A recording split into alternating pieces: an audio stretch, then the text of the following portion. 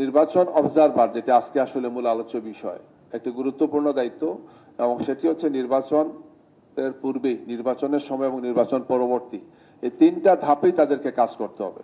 আমরা আরো কয়েকটি অনুষ্ঠান পেয়েছি, আমরা মনে করি যে সামনে আরো অনুষ্ঠান হবে। অনেকগুলো নির্বাচন অবজারভার, প্রায় 81টার মতো নির্বাচন কমিশন নিবন্ধন দিয়েছেন। আরো আন্তর্জাতিক পরিসরে আর অনেক নির্বাচন অবজারভাররা আসবেন।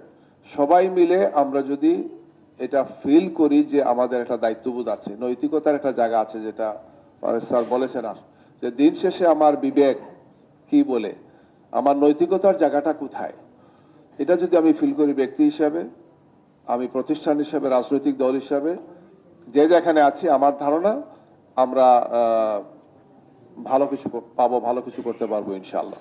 কিন্তু আমাদের মনে যদি এটা থাকে যে এট এনি কস্ট আমাকে জিততেই হবে, আমার দলকে জিতাতেই হবে, তাইলে এই কোনো আইন কানুন কোনো কিছুই আর সেখানে কার্যকর থাকবে নাকি। আমি মনে করি যে আমি সহ, আমার দল সহ, আমরা সবাই এক্ষেত্রে কমিটমেন্ট দেই যে আমরা যে যেখানে আছি সেখান থেকে আমরা দায়বদ্ধতা, নৈতিকতার জায়গা থেকে আমরা সর্বোচ্চ স্বচ্ছ থাকবো, সৎ থাকবো, এবং আমরা অবশ্যই এক্ষেত্রে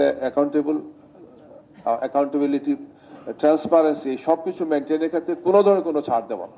তাইলে আমরা জাতির কাছে একটি ভালো সুন্দর নির্বাচন উপহার দিতে পারবো ইনশাআল্লাহ।